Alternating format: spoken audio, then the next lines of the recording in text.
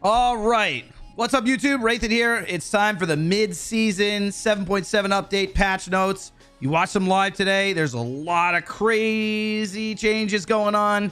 Everything from the jungle to major item changes to major meta shifts around penetration. This is a big one.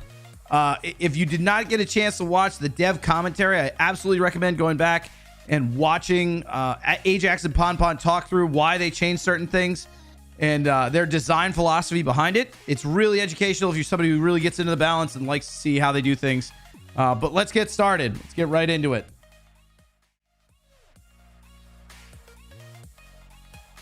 First things first, thank you for the GeForce driver update. The avatar skins, I'm super excited about this for a lot of reasons. One, they did an absolutely bang up job. The art team always kills it. But two, if this battle pass does well, and I think it will, right? Imagine what kind of partnerships we could see. Like, could we see Dragon Ball Z? Could we see, I don't know, other video game crossovers like Square Enix does with Super Smash Brothers? The possibilities are endless, especially if this is successful enough that they can take it to other companies and be like, hey, this is an awesome investment of our time. So the skins this patch are amazing. You had one that's designed by community members. I love them all. I cannot wait to rock these. And my boy Ares, who, if you know me for long enough, I love playing Ares. I'm glad to see him get the remodel he deserves. I've known about it for a little while. So I was happy to see the results of that. So, just a scheduling on this. June 30th, the Great Dreamer bonus update. I covered that in another video and what the meta changes there are going to be like. Relatively minor, but check it out if you haven't yet. I gave some thoughts on who I thought was going to shift and move. I think their head was in the right place with a lot of their nerfs, but I don't think it's going to do much. July 14th, which is, it seems like an eternity away at this point. It kind of sucks it's that far out. That's when this mid-season update goes live. And you're going to get all those skins, all these changes, and we're going to see a major shift in Smite as we know it. I just got hosted by Fuzzy in the middle of my YouTube video. Thank you for the host. I love you, Fuzzy. You shitter. These are all items. Project Olympus, just some real quick housekeeping items. Mastery skins were all updated. Every single one of them has mastery skins that don't look like trash. Ares got his visual update.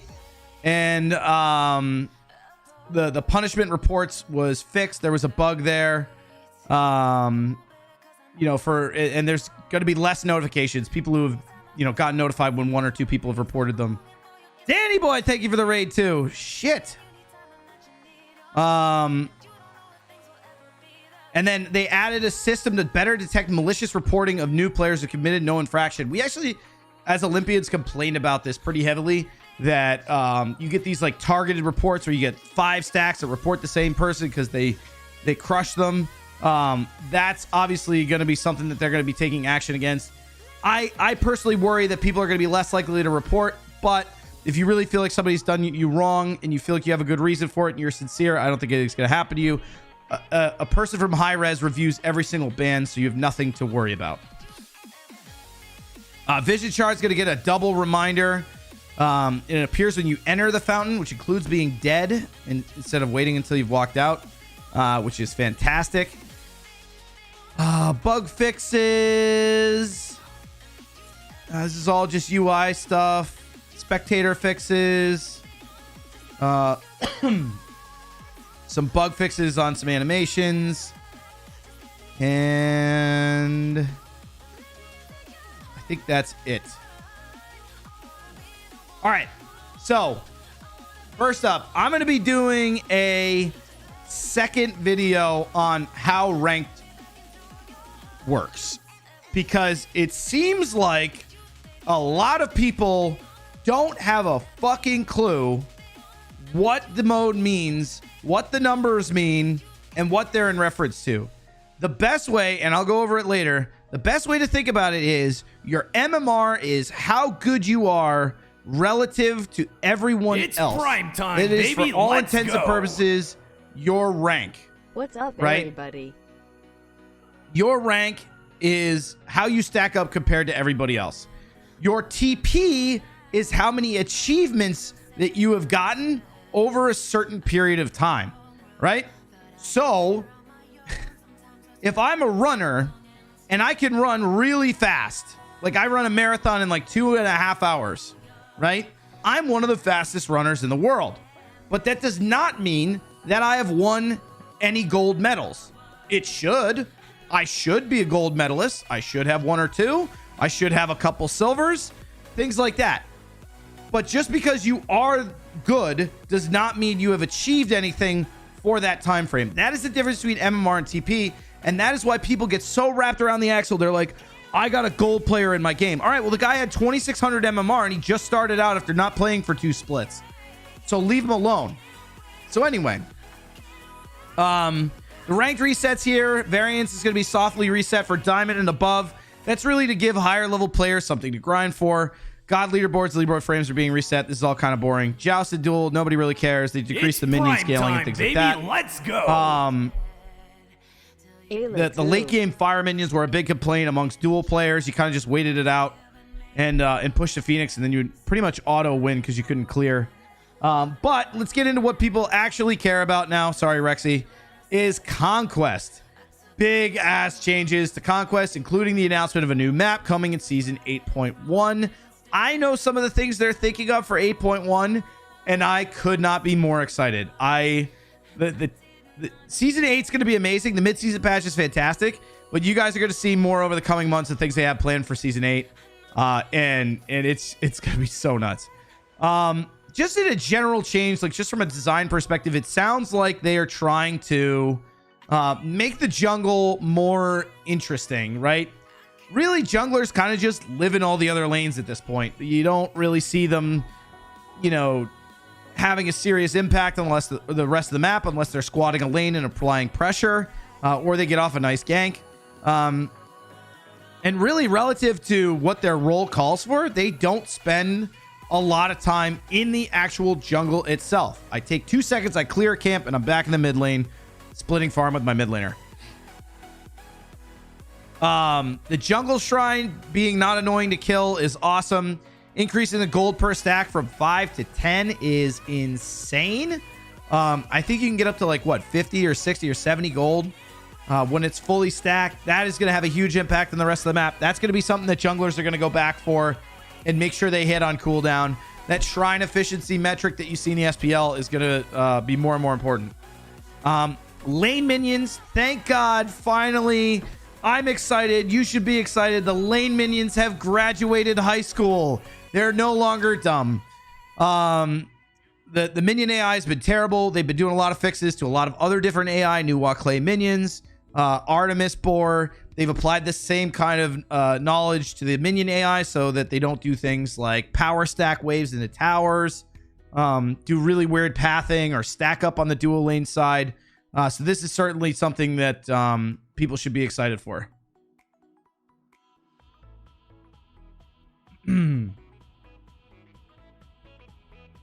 Moving on to the mid lane, the 2 small harpies have been changed to a single elder harpy. This means it's going to be harder to kill. You know, the 2 small harpies are kind of a throwaway, right? Like, all you do is you walk over there. In some cases, you don't even have to use an ability, and you just murder them down. An elder harpy is going to slow them down a little bit. You might, especially early game, you might need somebody there with you to clear them. And it's not this like free farm that the mid laner gets anymore, where they end up 3 levels ahead of everybody else. Gold Fury, I wasn't really sure why they reduced the hitbox size. I'm sure they went into it. And then obviously it's going to have smoother AI for pathing towards players. We'll see if it has an impact. I didn't really get to see it on the patch notes, but we shall see the impact of that. Jungle monsters. Certain jungle mobs are now aggressive. I wish they had listed which camps these apply to. But these are things like your back camps, the right side. No, actually all of the mid camps, purple buff, speed buff, and blue buff are now going to attack you when you go in range of them. This is a significant change, right? You used to be able to do things like hide behind the camps, using the body block, use it for a cheeky jungle gank over the wall. That's not the case anymore. You know, they go into detail a little bit later. We'll go over them. But each one is going to have basically like a special attack. So a couple things are going to happen here. One, junglers are going to It's going to be a little bit more interactive to farm camps. It's not just something you brain dead do. And then 2, some of these camps in particular, like the Chad Harpy over in dual lane, you're going to need somebody there with you. Otherwise, you're going to gimp yourself for when you go back to lane. The first was the Alpha Harpies, the dual lane objective. This reduces attack speed by 15% up to 30%. Last 6 seconds. What this is saying is if your support is not there to help you clear this thing is going to whoop your ass. It's got a ton of HP, even though they're reducing the health and physical protections, magical protections. This thing is going to kick your ass because you're not going to be able to kill it quick enough because of the attack speed reduction. Oh, the blue is defensive as well. I didn't know that one. So really what this is saying is that it's increasing the amount of reward that you're going to get. But it's also ensuring that you're going to have somebody there with you, or it's going to be a big commitment from you to go try and take it yourself. I like this change a lot. I think it makes sense. I think you're going to see a lot more dual laners clearing this Harpy in the future. Elder Harpy and Harpies, they're just aggressive now. They decrease the protections, increase the health. Red buff. The red buff's getting a berserk ability. When you get it below 45% health, it's going to start chonkering you, increases their attack speed, and you're going to take more damage over time. What this means is, especially at that like level 2 weirdness with the mid laner, they're not going to be able to split, or excuse me, they're going to have to split the red buff. This thing will kill a mid laner that tries to solo it at level 2. We saw a lot of that. It happens a lot now due to the rotations, where the mid laner hit level 2, they'll go straight to the red buff, they'll drop it, pick up the red buff, then they've got tons of clear and pressure. Whichever mid laner has the most clear usually is the one who gets back first and then immediately gets pressure. So this is going to be the kind of thing where they're going to have to wait for the jungler to get there, no matter what, because there's nobody that full clears the camp, and it's going to spend a lot of time below that 45% threshold, which means that you're just going to get chonkered by it. You already get chonkered by it. That camp will half health you even if you've got clear. So we'll see. The purple buff has this void sludge ability. I'm not sure how much I like this. It means that the minions will prioritize you less. So I guess if you're a support and you go back into lane and you want to play aggressively, the minions will ignore you even though you're doing damage. But it decreases your protections by 20%. That's a lot. That's like a whole lot. Yeah, you may see mid laners pick up Hog, but really, do you want to give up health or mana potions for that? Probably not. Maybe. We'll see. Decreasing base protections. I mean, as some of those Guardians have a ton of base prots, and, you know, it's almost like saying, hey, we want you to play aggressively after you take damage from this buff, but also don't play aggressively because you're going to get farmed by the enemy team. I'm a little interested in how this shift works out and how it works. It's a 20-second debuff. That's actually absolutely nuts. No, purple. So purple, the actual buff itself, that's attack speed, will stay the hunter buff. It's this debuff that gets applied to your support when they take damage from it. It's almost like I would almost have my hunter take this, be the one to tank it, because then when they start doing damage, they're not going to take damage from the minions, and decreasing very few protections by 20% is less impactful. I don't know. I have to figure this one out and what the best way to play this is, but I think this one will be super interesting. Centaurs. Oh, they're not aggressive. Okay, so speed buff and blue buff are not going to attack you. And they are... Oh, I guess blue buff's something different. I thought blue buff was a centaur. Spear thrust, basically, it's a line ability. Think like Bull Demon King and Joust. It'll deal 3 times their basic attack damage to enemies within range if you get hit by it. It's super easy to dodge. I think this is just some mechanics, so you have to pay attention while you're clearing. Not that big a deal. The Satyr, this one is actually super... I was trying to think of like what junglers get screwed by this. Because if I'm like an Arachne or a Baka or somebody level 1 and I don't have AoE clear versus somebody like a Thor, I don't know that I want to challenge this buff without my solo laner there and already back from the wave. I think they did this so that people stop power clearing the blue buff without their solo laner. because one of you is inevitably going to have an AoE ability that's going to take out the spirit satyrs. Basically what happens is this satyr will spawn a bunch of copies of himself near himself. That's going to do a whole bunch of damage. They have very low health, but they do a lot of damage to you. And so you almost need like a Thor 3 to take them down. This one I think will be interesting. We'll see how it works out. I think it's really meant to force junglers to wait for their solo laners. It's interesting how they've kind of guided the way that junglers do things. Pyromancer, this one's pretty simple. Basically, it can be CC'd now, but if it reaches the top of its channel time and whatever this channeled ability is, anybody who's hit by this channeled AoE takes 15% more damage. So you can't just sit there and like kind of casually pull the pyro. Like you have to commit to the objective. Otherwise, you're going to get this debuff on you, and they're going to add, or maybe you commit to the objective, but you're going to have to CC it. You're going to have to use something on it to interrupt this channel, because if you don't, you're going to take 50% increased damage. And then all of a sudden the enemy team is going to use it as a go button to say, I'm going to go kill them now. Oracles, this is another move to stop early game junglers from farming them for free. Basically, they get a 3-second duration channeled spell. If they complete it, it casts Guarding Ritual, which means that they take 40% reduced damage from all sources. That's insane. So you really got to burn them down. I think you can CC him. So if you're somebody like a Thanatos that can interrupt it with a silence, you're probably good. And the buff lasts 5 seconds. So maybe it's the kind of thing where, I don't know, if somebody's going to steal it, you can let it channel. So there's reduced damage to it. I think the move here is that you need somebody else with you in order to take these.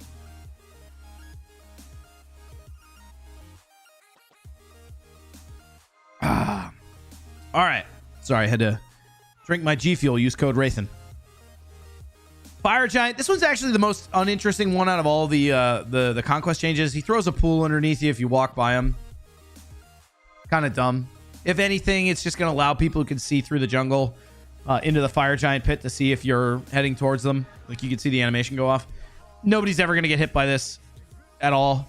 Unless you're passing through there. And I think it's going to create an area where maybe people avoid, but if you're not taking damage from this ability and you're not standing on top of the lava pool, who cares, right? It's more of an annoying thing than anything else. I don't think it's going to change anything much. The Fire Giant change is definitely boring. 100% boring. Gold Fury. These unique abilities are actually kind of cool. So a 5% slow per stack. It's going to channel a spell.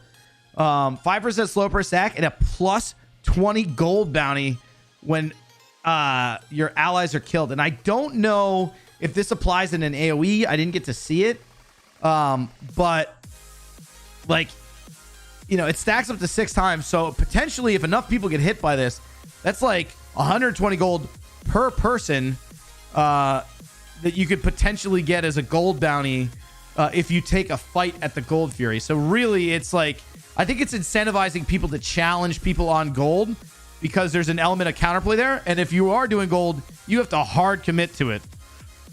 Otherwise, if you lose that team fight, you're screwed. Or you have to be more intelligent about when you take fights at gold. Oni, Burn to War, 5% increased damage taken from all sources per stack. So that's up to 30% increased damage. That's insane. You basically don't have a tank at that point. I think Oni Furies, because of how valuable they are, you're going to see a lot more fights around that because people know that they can pick off the tanks. I think Gold Fury can be CC'd too, so maybe we can interrupt these channels, but we'll have to see. And then Primal, I don't know. I think this one's kind of uninteresting. Reduced damage dealt per stack, depending on who this is able to hit, how many people in the area. This one's kind of boring. If it does, in fact, hit the entire team, I could see this as being a cool one and something that you're going to actually have to commit abilities to in order to interrupt. I think that's the big point, right? Is that with a lot of these buffs like Pyromancer and everything else, usually all you do is you just auto them down, and at the very last second, everybody dumps their abilities either to try and confirm it or whatnot. Now you're going to have to use things like, hey, maybe I got to use my Geb knock up here to interrupt the Oni channel so I don't take more damage. Maybe I got to use a Thor wall to try and stun them so that we don't. And actually, that's a good question of whether or not Thor wall is going to disappear when it hits these CCable targets now. But you're going to have to invest abilities into canceling these channels. Otherwise, you know, you're going to take a lot of these debuffs, which is going to really be a challenge, especially if they come to try and fight you. You can only CC the pyro? Oh, well, in that case, this is busted, and you really need the whole team there in order to commit to these. Somebody's at my house. Never mind, somebody's turning around in my driveway. Okay. On to items. Physical penetration shift. Basically what they're doing is they're taking the same philosophy they did with pen on magic items, and they're applying it to hunter items and other items that are you know, used by like assassins and physical characters. The idea here is that if you needed percent pen, there was like one item that you could buy, or two possibly, and that was it. It was like Executioner, Titan's Bane. If you were an assassin and a tank was giving you problems, the only thing you could commit to is a Titan's Bane, which is like, you know, it's kind of a hammer where you really need a nail, right? Like, we're halfway through the game. I need a little bit of percent pen, but I don't need 40% pen on the Titan's Bane, right? So they've added a cap to physical penetration. They are reducing the amount that you get from everything from Executioner. Titan's Bane has 20% on it, and then you get an extra 20%. So I think you can get a maximum of 60 if you include the passive, kind of like with Obshard. And then what you're going to see here through a lot of these is an increase in power in a lot of these items, but also with Executioner, they're reducing down to 7% per stack. So instead of 36% protection shred, you're going to get 21. And you're still going to be able to get the same amount of percent penetration, but it's going to be spread across multiple items. So that means that it doesn't feel as bad to not have the pen, right? It's kind of like with the mages right now. You know, I get a Typhons, maybe I get an Obshard, throw a little Soul Reaver in there. Those are items that I really want to buy no matter what, but I'm also rewarded for buying them because they have pen on them. Also, if you're a tank, it's really jarring to have somebody who does no damage to you, and then all of a sudden they do a lot of damage to you. The difference in power spike into tanks from no Executioner on Hunter to a full Executioner on a Hunter is insane, and it's almost like a little unnerving because you go from feeling tanky to not feeling tanky at all. So the fact that they slow played this out, I think, is really healthy for the game. Tanks are going to be able to figure out their damage and how vulnerable they are a little bit better. Atalanta's Bow, they took away the movement speed passive, and they gave it like a half Fatalis, which I think will be interesting. I think this will be kind of busted on Arachne, especially a lot of these changes are going to be, you know, I think auto attack based characters in the jungle are going to be significantly buffed because of things like this. A whole bunch of movement speed changes to how you move when doing things like strafing, backpedaling, melee basic attack, and range basic attack. You're going to be a whole heck of a lot quicker if you get a kill. This is going to be super snowbally for gods like Kali. Kali's going to be nuts. And she may not even need haste and katana after the Atalanta's Bow changes. I think we're going to see a lot less katana out there, especially on gods like maybe even Arachne, where she doesn't really need katana to begin with because of her slow, and now she really doesn't need katana because she's just going to build Atalanta's Bow, get a kill, and then run everybody down. Rage increase in cost. Rage is just a really cost-efficient item if you want to go into crit. Crit's seeing a lot of value right now, so it's a little nudge in that direction to make that a little more expensive. And this is where I think we're going to see Arachne come into the meta. It's going to have 10% physical penetration, which is pretty much all you need on Arachne to shred tanks, especially since you're going to build things like Executioner and Kins. You remove the 10 flat pen, which fine, like doesn't matter, and increase the amount of physical power gained from the passive from 1.5 to 2.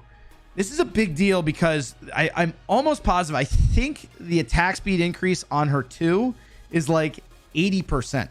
So if you already have capped attack speed, and then you buy a Silver Branch Bow and like an Oboe or something else, an Atalanta's Bow, right? And then you hit that stim for the stun. Those 3 auto attacks that you do, 70%. Thank you. Those 3 auto attacks that you do are going to chunk, especially if you have your 1 triggered. I think like watch out for Arachne using this. She's going to be insane.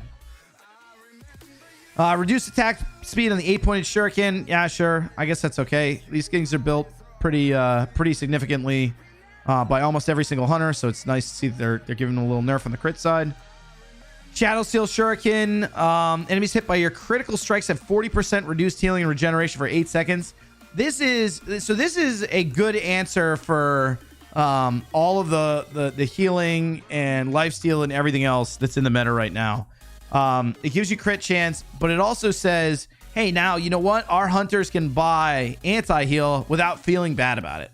I think that's the one thing that, you know, when you play as a hunter or even an auto attack based jungler and you're playing into a lot of healing, Toxic Blade kind of feels like shit, right? It doesn't have any power on it. It's got a little bit of movement speed. It's got some health on it. It's more like a tank item. Like, why do I want to buy that if I'm a hunter? This is the answer to that, which is great. Poison Star, they nerfed. They nerfed the attack speed on it, but they increased the power, which I guess is okay. It's still a busted item. The passives on it is insane. Decreased crit on Wind Demon, decrease the power, and you're going to get an extra 10% pen when you actually crit. I actually think Wind Demon's going to fall off.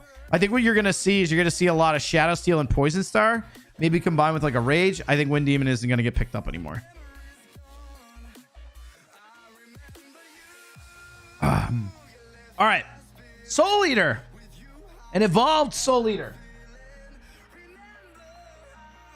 This item was busted before. This item was good. And now it's even better. Or maybe not. Wait, is it 40 power when it's fully stacked?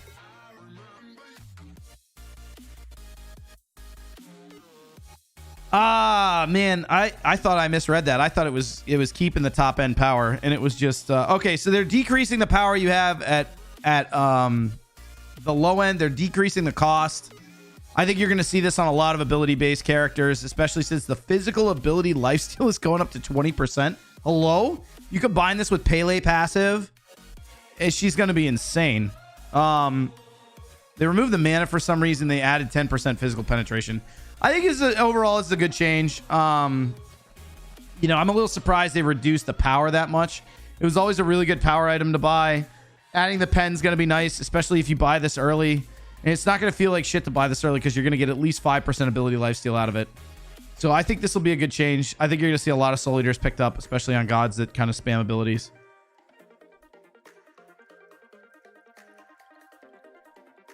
Heartseeker, decreased cost from 3,100 to 2,900. They took away the flat pen and they added 10% physical penetration. This is a Heartseeker nerf. Even though they reduced the cost, this is a nerf to Heartseeker. 10 flat pen on an item that gives you a bazillion power is super OP. It meant that junglers could dive carries and blow them up. I guess they meant this to be a tank shredding item.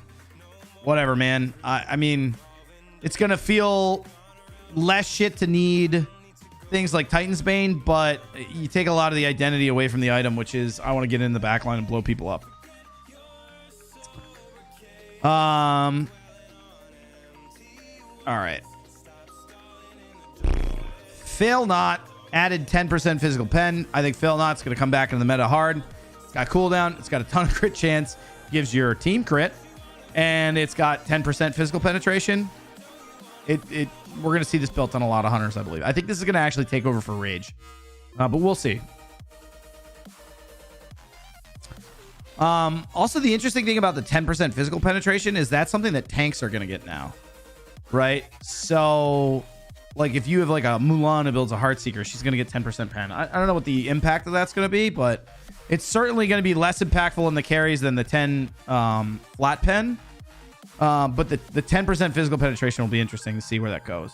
And realistically, by the end of the game, almost everybody has like 50 prots anyway. So, you know, it's not going to be... It's half as impactful on carries as it was with the flat pen. So, it's not like it's all bad.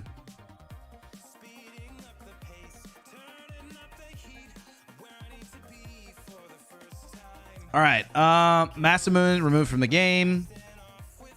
Sledge. I saw that item. That item is going to be busted.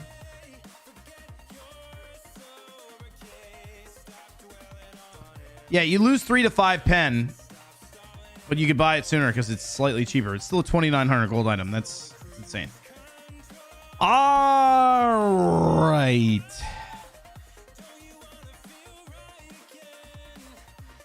Serrated Edge.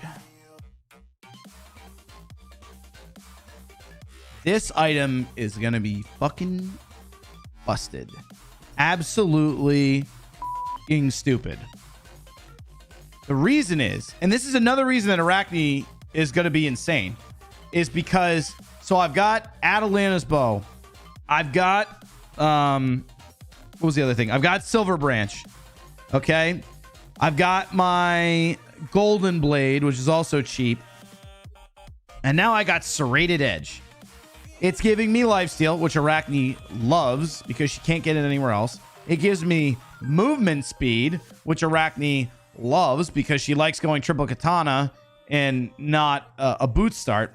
It's going to give me 20% physical pen, which I'm also getting another 10 on top of that with Atalanta's bow.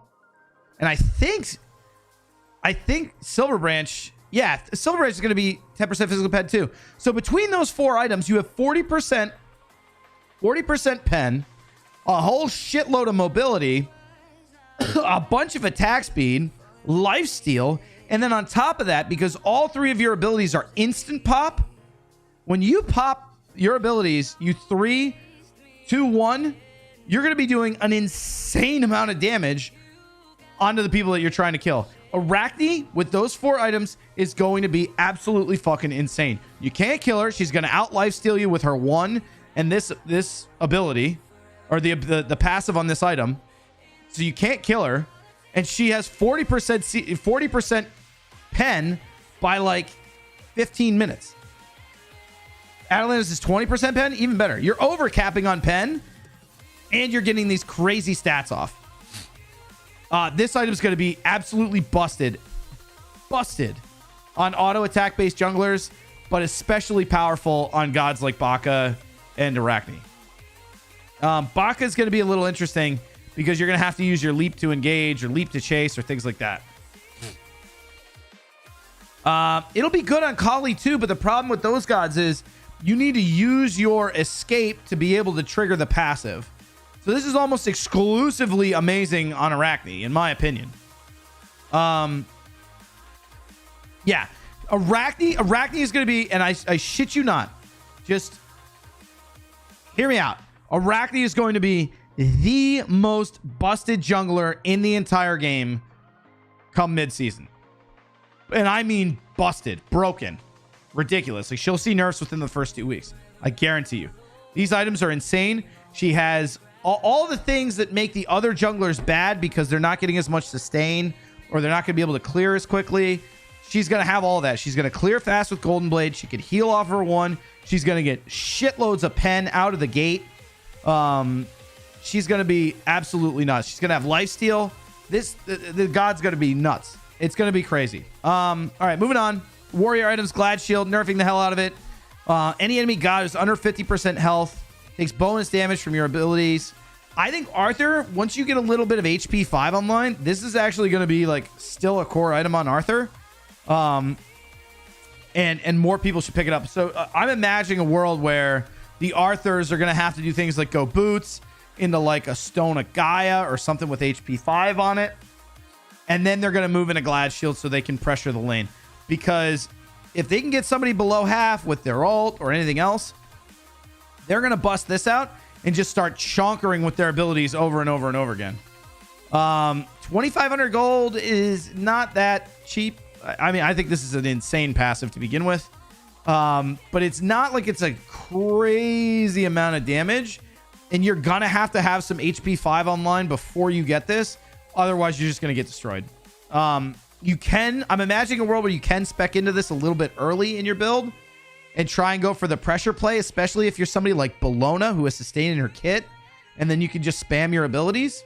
But we'll see. Berserker Shield, they removed the sustain off this as well. They gave it penetration, and if you drop below 40% HP, you become Berserk. It gives you power and attack speed. Last 5 seconds, then refreshes if you're healed, and then re-damage. So basically, this almost sits in line with like an Aussie. I'm actually looking at this as like this is like your Dynasty plate helm for hunters, right? Like it's that little bit of tanky, little bit of prots, little bit of attack speed.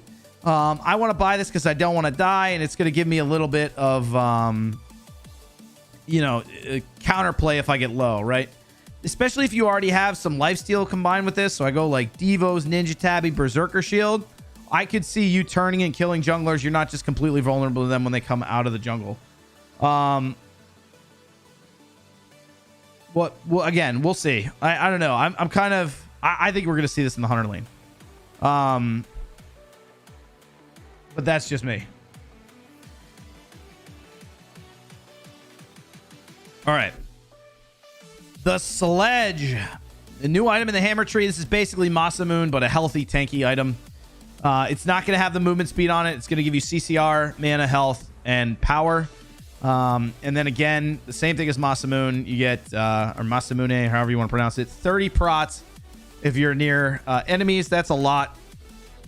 Especially early game. It's kind of an aggressive team fight, early team fight option, I would say. I like the CCR on it. I think CCR is an undervalued stat. You know, having crowd control reduction. If the stun's supposed to be a second long, well, now it's 0.8, or if you max it out, it's 0.6. CCR is very easy to spec into for tanks, and I'm glad to see more options that are going to make sense, and I think are going to be picked up. Assassin's Blessing is up next. This is an interesting change because you have to think about this from like a meta perspective, right? So they're increasing the health that you get from buying this, which is good because I think you're going to need that additional health pool for some of the other changes. It gives you 7 physical and magical power, which means you're going to get a little bit more damage with your basic attacks against the camps early game. 7 power doesn't really, like, you can have a lot of scaling, but it's not going to make you do a ton more damage with your abilities at just 7 power. But it is going to make you basic a little bit harder. It's increasing the healing done from jungle monsters from 7 to 8%. And really what it should do, we should read the bonus damage done first. They're reducing the bonus damage done to jungle monsters from 40% to 30%. What this does is it slows down the jungler while he's in the jungle. You're going to spend more time in the jungle because of this change. Because of that, these jungle camps are now going to do more damage to you. They are going to get more attacks off on you, which is why the healing from the jungle monsters is going from 7 to 8%. So really, this is a shift so that you spend more time in the jungle. It's kind of an artificial way to make the jungle more interesting. I don't know how I feel about it. It's kind of boring to sit there and bang on a camp for 20 minutes, while you're clearing. But I get why they're doing it. They're trying to slow you down so that you can't just, so that the jungle isn't just like a side objective that you kind of do in between sitting in lanes, right? You are going to have to go off and do your own thing and miss waves and get your own farm. I think they may have to adjust the jungle farm to compensate for this. But again, we'll see when the patch drops. Warlock Staff is going to be good when you buy it now.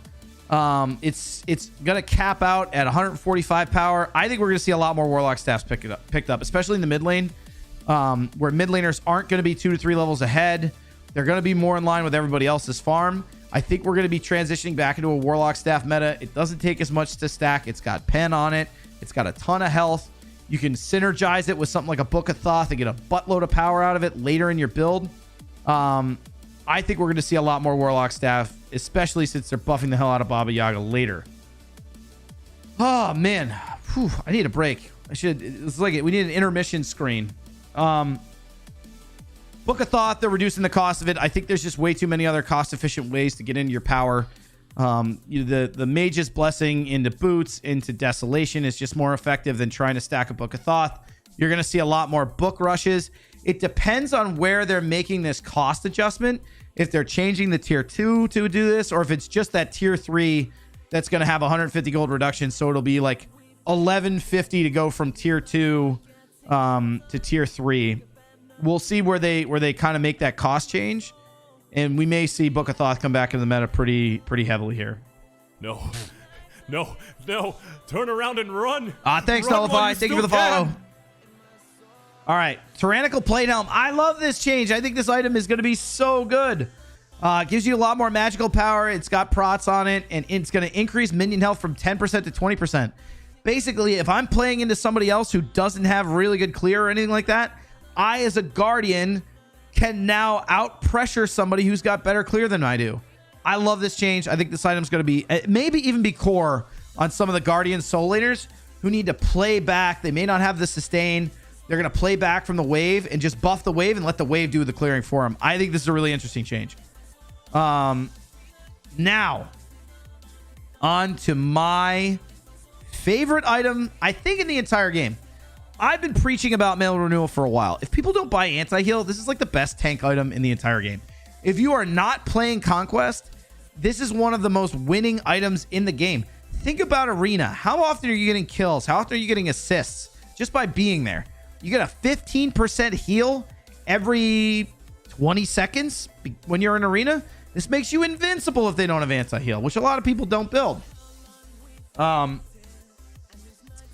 The fact that they're decreasing the amount of time it takes to heal from 5 seconds to 3 seconds means it's going to be even more impactful. You can take those aggressive plays where you go under the tower, or where you want to take an early Fire Giant, or you want to take an early Gold Fury. Your tank's going to get beat up because of it, but when you get the objective, you're going to heal a significant amount, so it's less risky for you to do that.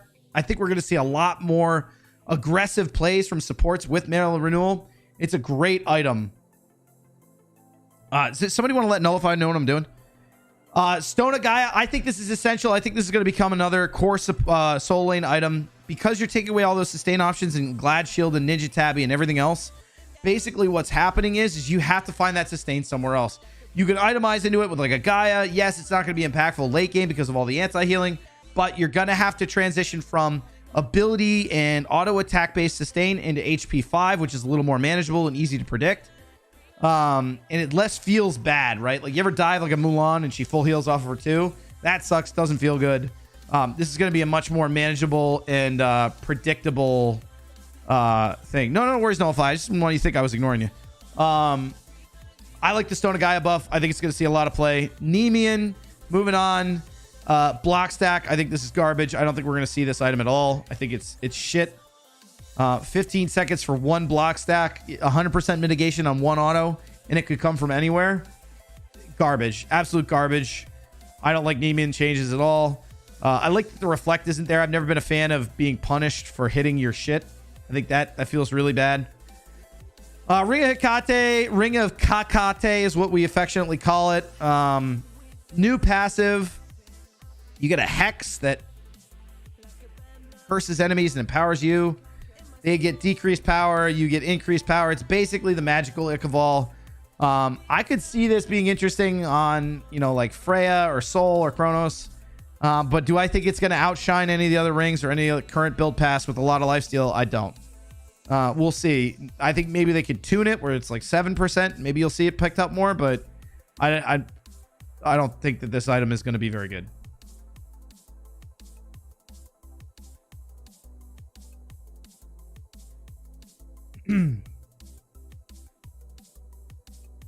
All right, Divine Ruin, decreasing the pen and increasing the power. This is removing flat pen options because they're adding flat pen back on Magus, or they're changing Magus, so it's going to get bought more. And they're not trying to punish people for it. I think it's actually a relatively good item with 10 pen and 90 power. Divine doesn't feel as bad to buy. I think the worst part of anti-heal and Smite is you feel like shit when you're buying it. You feel like you're giving something up by buying it. Every time I go to buy a Divine, I'm like, fuck, I wish I had a Deso here. I want the cooldown. I want the 120 power. I want the 15 pen. And now I got to settle for this garbage, which is 40 power less and no cooldown, but this guy can't heal against me. It's roughly an even trade, Malachi. It just doesn't feel good. You know what I mean? So I'm glad that they're upping the power on it, and decreasing the pen again is just because of the shift in all the items. Deso is getting the same treatment, reducing the pen from 15 to 10. And that's because they're changing Spear of the Magus to basically become Shaman's Ring for your entire team. This is the biggest change item wise of the entire patch. This ability, or excuse me, this item is now very good, especially if you can hit, I guess you can only hit one person. I was thinking you could do it for the entire team, but if you can get this off on a tank and all of a sudden your entire team has 7.5% increased scaling on their abilities for that one person, think about the amount of damage that can come out from 5 people on one tank. It's like, what is it? It's like 30, I don't even know. It's like 40% increased scaling on everybody's abilities and auto attacks on that one person for 10 seconds. That's insane. If you're a Geb and somebody uses this on you, you got to get the hell out or you're dead. It doesn't matter how much mitigation you have, you're screwed. I don't think this is an Anubis item. I don't think it's going to be a good Anubis item at all. I think the Magus in its current state is like one of the best Anubis items. You know, I think you're going to have to, I think the problem with Magus is it's going to be a very high skill cap item. You're going to have to be very, very, very, very cognizant of who you're applying this to, because if this for some reason goes on somebody in the back line, like let's say I hit their new Wa with this, right? And she goes up into her ultimate, it means that we're screwed, right? I have to be very careful about who I hit with this and who I get this passive applied to. You almost can't build this on a god like Nuwa because you have no guarantee who it's going to hit, and your team fight is going to have to drastically change. Like, oh fuck, I hit their Bakasura by accident with this, or their jungler got hit by this because I ulted. You know, I'm Nuwa. Their jungler got hit. He's on the other side of the map, and it's completely useless as an item. I think this would be cool. And this may be me, maybe just be me. I think this would be cool on Guardians who can control their damage and their target selection much more efficiently. Think like an Athena dash, right? I can pick who gets Spear of the Magus targeted on them, right? I know who it's going to go on because I'm going to dash them and taunt them. And most of the time, it's almost a guarantee. I think this would be nuts on Athena because if you dash taunt, it's a guarantee that you're going to pull their tank into your team because they're not going to have beads, and you're going to apply this passive to them, and they're going to be stuck facing your entire team for however long it is, like 2 seconds, right? I think this is going to be a fantastic option. It'll be very good on gods that have very surgical and targeted and easy to hit one person abilities, like a Hebo, right? Think of Hebo. Moving right along, Warrior Tabby gives you 100 mana. I think this is kind of cool. It'll synergize with Trans a little bit, kind of like how Ninja Tabby does. Seriously, I think haven't it's found super anything better to do with impactful. your Maybe time? not necessarily. It'll be nice to have mana in the jungle again. I think especially since a lot of these camps, because the reduction in power or the reduction in damage from Assassin's Blessing, you're gonna have to use 2 abilities per camp. Having that extra mana pool is gonna be nice. Teleport to Phoenixes, you are welcome. This was an Olympian change. We advocated for this for a long ass time. Solo laners, rejoice. Cheers to us. We're amazing. Anyway. Oh man, my nose is so itchy. This is a big change. This is pretty cool. It's basically kill split pushing. Moving on, Cursed Ankh now reduces active shields by 50%. And every Vamana player in the world is now crying. The reason they gave Vamana a shield on top of his healing and his ultimate was because you could just anti-heal the hell out of him and his ultimate was useless. Now it's true with Cursed Ankh. It's a straight counter. And we're going to see a lot more of these picked up, especially into gods like Yamoja. I think we're going to see more Ankhs picked up. I think it was kind of like it's kind of like Divine, where people pick it up as strictly like an anti-heal item. It's a little more diverse now, and shields are really annoying in Smite because there's really no counter to it. So anyway, Sundering Spear, this now destroys shields. Get fucked, Nike. Nike players are crying. I think it's a good change. Sunder is like a joke item, a joke relic as it is. So it's neat to see them add a little bit more versatility to it and counterplay to shields, which are becoming more and more common. But you got to remember, if you're buying Sundering Spear, you're not buying something else. You're not buying a Blink. You're not buying a Frenzy. You're not buying a Shell, right? If this one person is really a problem, like this Nike is up our ass in the backline, then yeah, it makes sense to get a Sundering Spear. But other than that, like, when else are you going to buy this? Really?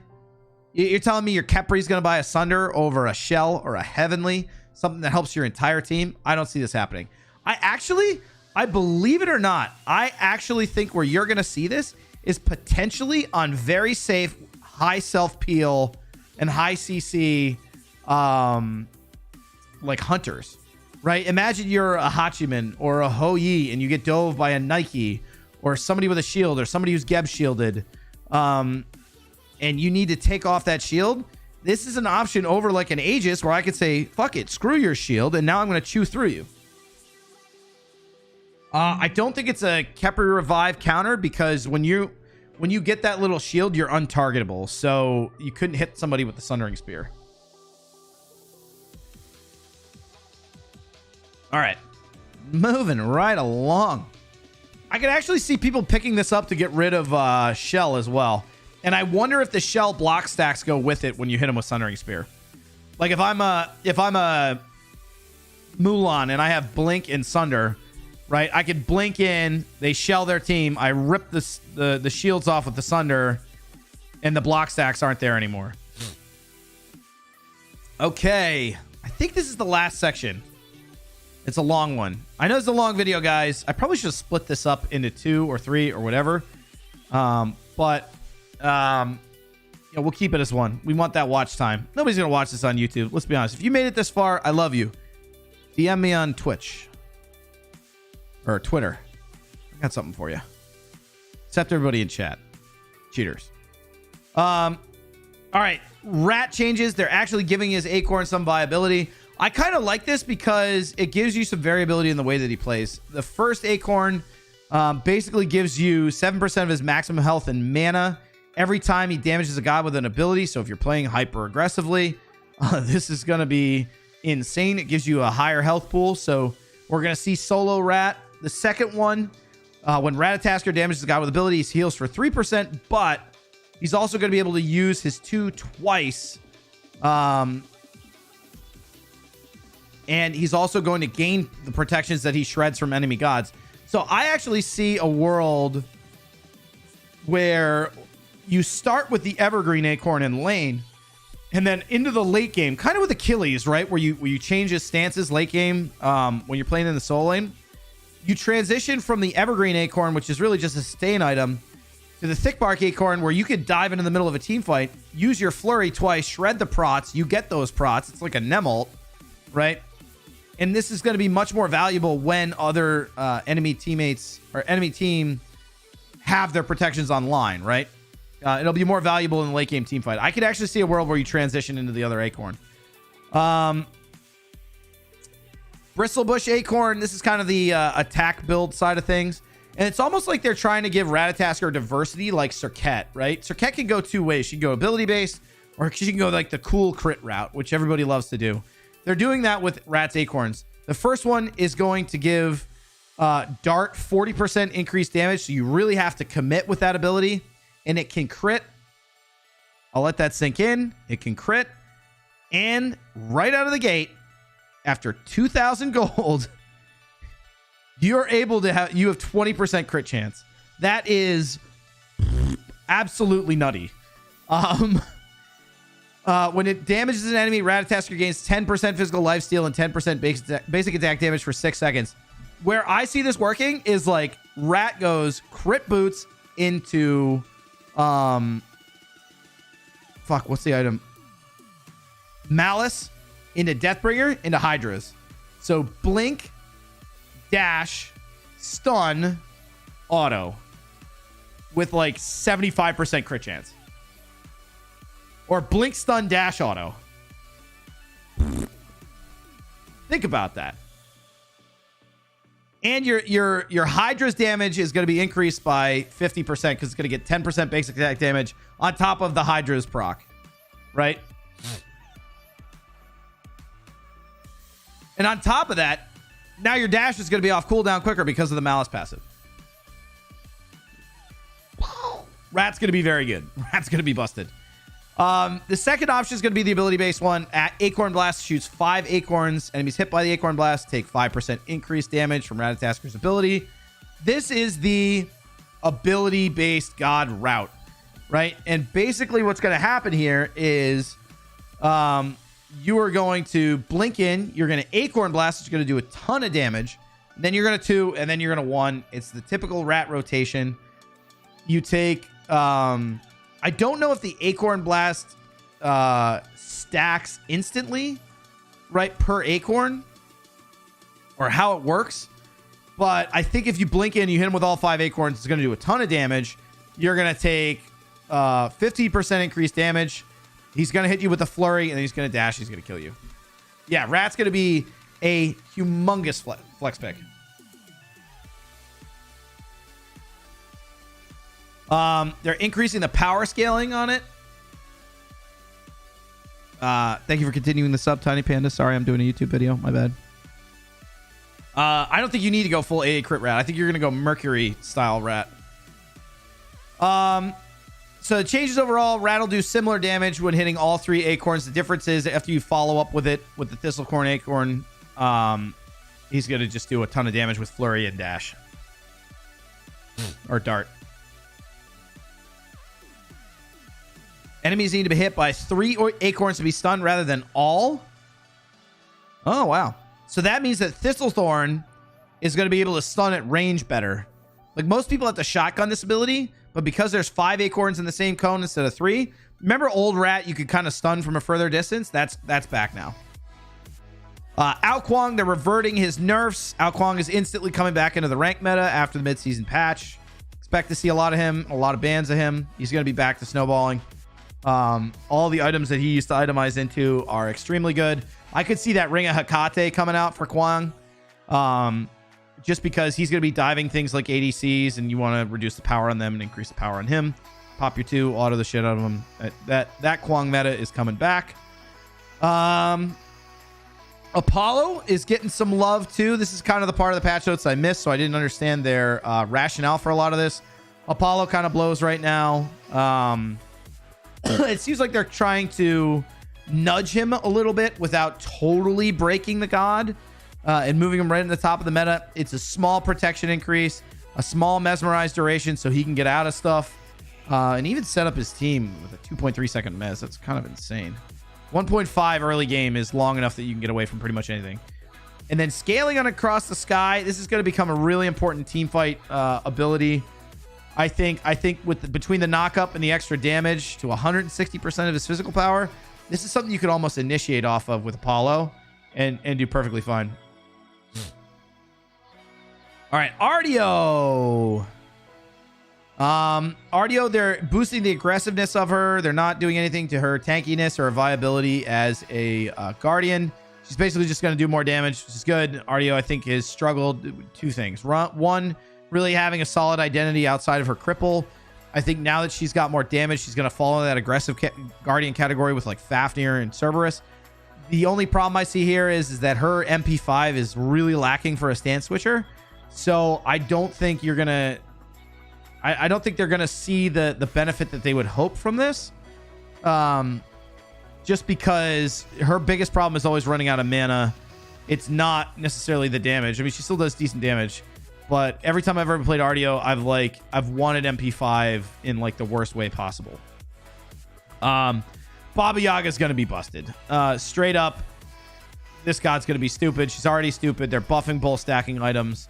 They're increasing the damage of her 2. And they're increasing her survivability in her ult. The god is already fucking stupid as it is.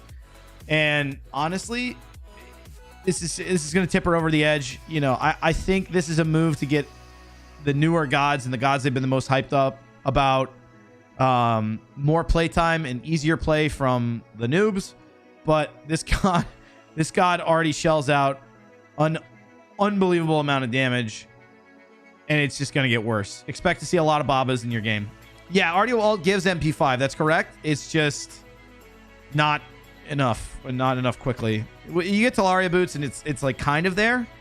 But it feels bad to buy those on Artio, in my opinion. Baka is getting more power scaling on the self-heal of his 2 and more prots on his 2. So when he dives and he ults and he eats a minion, it's going to be impossible to kill him, and he's going to heal an incredible amount. So between all those auto attack based item changes and the changes to his eat minion, if you're good at playing Baka, I don't think this will affect Baka in the low end. I think this may push Baka into that territory where it's like people who are really good at playing Baka are going to see him rise to the top of the meta, but it's going to create this artificial situation where people assume that he's good, and it's going to end up inevitably hurting his overall win rate, kind of like Thor, right? They buffed Thor, and then everybody's like, Weekend was like, Thor's the best jungler in the entire game, and all the pros were like, Thor's so good, and Thor did really well in all of those pro matches. But then everybody decided to start playing Thor, realized that he's still a difficult god to play well, and his win rate actually went down when they buffed him because so many more, unskilled players were playing him. I see that happening with Bakasura here, but again, like everything that I've said tonight, we'll see. All right. Baron Samni's getting a little bit of love. His 3 isn't going to be a throwaway ability anymore. His 3, you almost never maxed it out. You almost never use. I mean, it was really there for the root. I didn't even know it did damage, realistically, up until right now.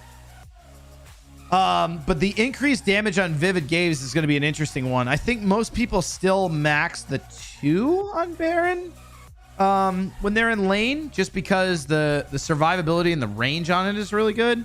But I could see them shifting over to the 1 for early clear and then maxing the 2 second with this change. And you may see him in the mid lane more because he won't get completely bullied out. Bracken, this one's actually big. This is just like an effects issue. I mean, it's technically a buff, but it's really matching the effects with the damage. Think of like you blink on somebody, or you go to use this ability to disrupt someone and they somehow get a blink off, or they're able to walk out of it, they don't get affected by the tremors or anything like that. This is just an animation change. It's a slight buff. Bracken, I think, is actually kind of good in jungle right now, so we'll see how that impacts him, but I mean, this isn't really like earth-shattering or anything else. Cerberus is going to be really good at the top end of play. He's going to have more mobility. He's going to have more CC because he's going to get this item up more, or this ability up more often. Think of this was like 40% cooldown. I don't know what that puts you at, but Paralyzing Spit is going to be able to use more often. I think you're going to see him return to the soul lane, especially with his life leeching ability or passive that he has. Serb is going to be nuts. Chiron, the horse daddy, is coming back, baby. Increased base damage, so he doesn't get hard out cleared like he does now. He'll be that kind of early game ability hunter that he should be. He's going to be in line with gods like Medusa and Neith. And then increasing the scaling on Masterful Shot is actually a huge deal, because now you could build him that like full ability style, like with loads of cooldown, that lots of people would like to go with Chiron, and he's going to be way, way more impactful, especially in the late game. All right. Cthulhu, this was actually a change that we suggested. He can no longer use relics while in his ultimate. You guys ever built Cthulhu where he gets 6,000 health in his ult, but you build no protections, and then the enemy team shreds you, and then you bracer all of it back to full health? Or not to full health, but a lot of your health.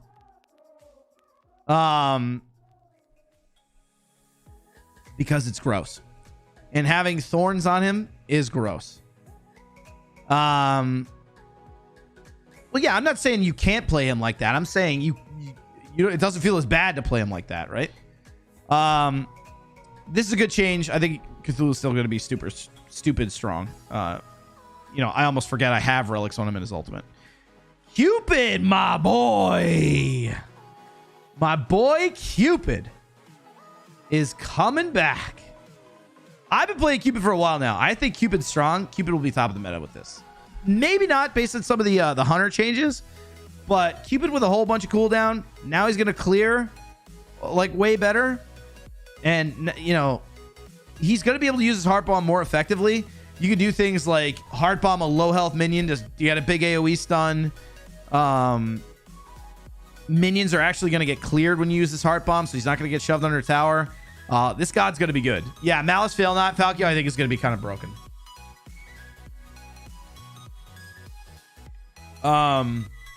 Cupid has been good for a while. He's always had one of the best team fight ults, I would say, in the game. Especially with the way the meta is right now with lots of mobility on everyone. But this is going to tip him over the edge. He's going to be good. Medusa's getting some love too. Viper Shot has 4 charges at all rank is actually so fucking broken. You're not going to be able to play into this god at all early in the game. At all. There's no way you play into this god early game. Not even a little bit. Increasing the scaling too. So if you build her that super power build and you get a dash Viper Shot off on people, like you're just going to be chewing through everyone and tanks. Increase the range on Acid Spray. I don't know if this is the original range, like the initial hit, so you can hit it from further back, or if this is the maximum distance. I think this is the initial range. But either way, it's much safer to play Medusa. So if you play her aggressively, you'll get rewarded with it with additional Viper Shot charges. If you play passively, it's not a problem. She's a much more easy noob friendly god in lane.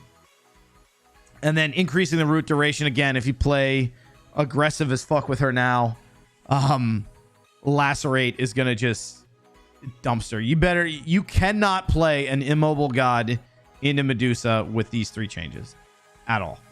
You cannot play somebody without an escape. Otherwise, your bees are going to be on cooldown constantly. Mulan, they're buffing your 3, so you're going to upgrade it a lot quicker, which is good. Increase their protections that you gain from this ability from 15 to 40.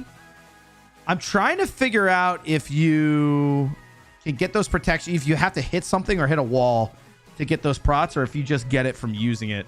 I'll have to go back and look or check it out on PTS, but this is potentially a big buff. I think you're going to see a lot more of her in the jungle because of this. And then Divine Mastery, arrow scaling. That arrow feels like shit to hit. First of all, you barely hit it as it is, especially if you're up close and personal with somebody when you hit the ability to begin with. But having 60% scaling, you build a lot of power on her. That arrow is going to chunk her. No, you can't cancel the ult. That'll never happen. They'll buff her in other ways before they cancel the ult. All right, Neith buffs. These are always controversial because the god is played a shitload anyway. Like, why do you need to buff a god that, regardless of how she does in the meta, is getting played constantly? Backflip, the animation travel time change. This was our idea. We brought this up to them constantly over the last year and a half. They finally did it where they increased the animation speed, so you're not a sitting duck when you come down. I have hit more Neith backflipping with raw ults, with Thor hammers, with double taps, with everything like that. This is still going to happen, but it's going to happen a lot less often.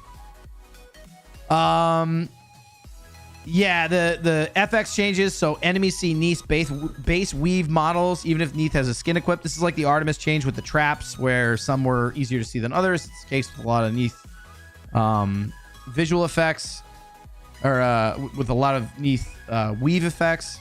So that is a nice change. And then Unravel is they're decreasing the attack speed debuff, so you can't just basically hose somebody early game with it. But it steals attack speed from enemy gods only, and it decreases their attack speed and buffs Neith by the same amount. So if I decrease their attack speed by 30%, I get 30% attack speed. It's like a Neith Ichabod. It's pretty cool.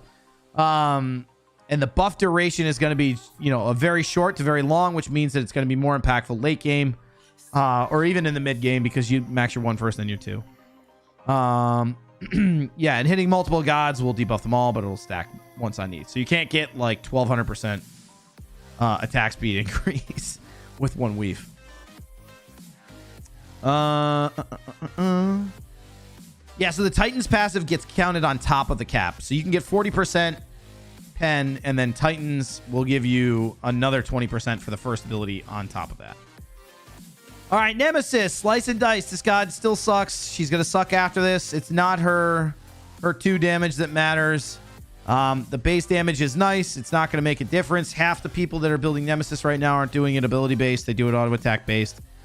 Maybe with the new serrated blade, you see her come into play, but I don't think it's going to happen. I don't think it's going to happen at all. Especially since most soul laners and guardians are now going to have to spec into more HP 5, and more HP 5 is going to be common. Those health items fuck Nemesis because she gets less value out of her ult, right? So, you know, slice and dice, okay. You know, I think maybe she sees more play because her ult will help you where, you know, hunters may have had more pen, so you don't really need the Nem ult to kill a tank. You know, now in the mid game, maybe Nem is a little bit more viable because you need that extra percentage pen to take somebody down. But I don't know. I don't really have faith. I think Nem needs more confirm. My idea was to actually put a root on the middle of her slice and dice. Everybody else has, you know, good chase potential. You remove the slow, but you put a root in.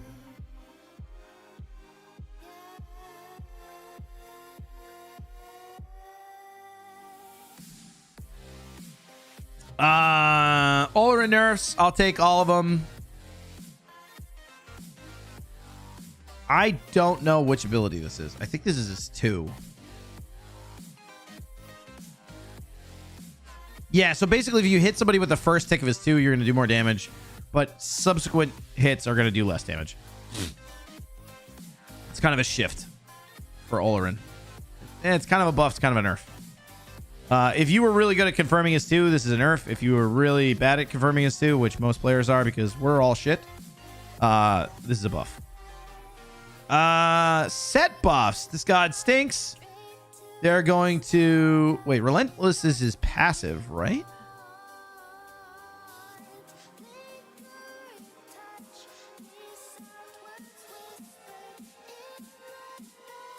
Okay, Relentless is actually... This is a huge buff.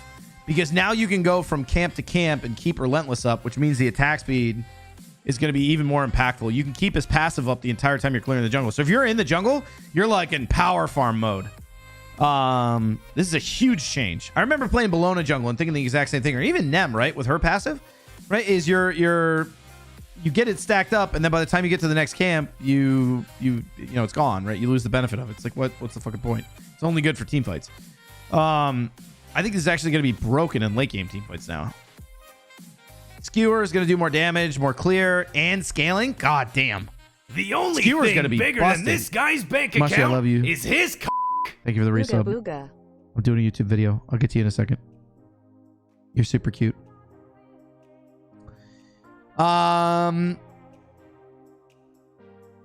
Yeah, so that's a huge buff on Skewer. He's going to make him easier to use. He's going to have better clear, especially in the early game. In the late game, Jesus, 90% scaling on that one, and it's up on like a 5-second cooldown if you build cooldown. And then spawn is set. I'm not really sure what this means. It spawns now deal 80% of Skewer's damage. Does that mean the auto attack from the spawn is going to do that much damage? Does it mean that the spawn moving is going to do that much damage? I think it's when you hit them with it. So that's an even bigger buff. So set's going to be good, and the brain dead people are going to be able to play him. All right. I don't know that I like Wukong buffs. Honestly, I think this is just to give him a nod since he hasn't been in the meta very long. I think Wukong's like Shock, right? Shock is a very good, like, early game, newer player, safe god for people to play. And I think Wukong's very similar. So I think buffing him to a point where he's like super meta is, I don't know, I think it's going to ruin your low level games. But anyway, he's going to still be a very good pickup for people who are newer to the game. Oh, they used to always deal 80%. Okay, so that's a nerf on his spawns. Never mind. But still, Monkey King figures Wukong puts the lane blowing early. Quality of life to make sure his passive is effective. All right, so his passive will trigger at 50%. I don't even remember what it is.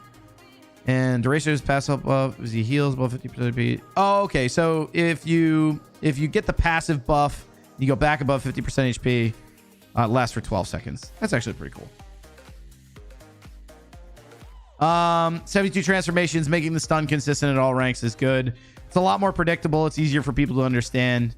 It doesn't feel as bad. which is good. So I think Wukong will see a little bit more play. Sylvanas is getting a damage increase. Give me that jungle Sylvanas, baby. I love this change. I love me some Sylvanas. I still think, he may be hard for players to play, but the Blink Sylvanas is back, baby. Absolutely. I love this change. I love seeing more Sylv. I've got a Diamond Sylvanas. I'll love to see him in the meta. All right. Thoth. It's going to give him better clear. It's going to give him better late game power. And fall off damage past 55 range is really good. So he can't just sit there. I don't know if you guys watched me play with Kurt last night, but literally this guy is cannoning me from under tower where I can't get to him. He's doing full damage of this ability on like a 4-second cooldown because of the cooldown reset. I think this is going to reward Thoth that play up a little bit more. I think that he's going to see a little bit more play. And I think that he's going to have a little bit better early game clear, which honestly isn't that bad to begin with. So we may see a little bit more Thoth. I still think he's just not an exciting god to play. Like the big ultimate, I feel like needs to come back. I would rather the ult come back and have like a global indicator where you hear it across the entire map at the same volume, but give it the power back than what we've got today. I want to be able to cannon people. Thoth is fun, but he's just got such a low win rate, and I don't know. He's at a point where he's either busted or he's shit, right? And so how do you change that? Well, when you give him too much power, he's busted because he just outranges you and he shits on you. But when you tune down the power, he can't clear. He gets bullied. He doesn't do enough damage. He feels not impactful in team fights. So they increase the scaling, but they reduce his ability to poke. Seems like a good compromise to me. All right. The wall change was good. Didn't do anything for his metrics. Ymir struggles. It's because he's not mobile. I think that's the biggest issue here.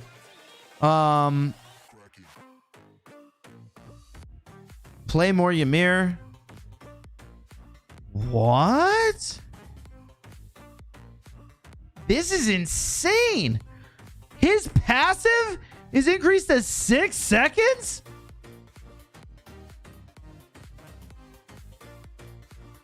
No, Frostbite's is passive. It's a 6-second slow if you hit him with anything. And it's 6 seconds where you get double auto attack damage.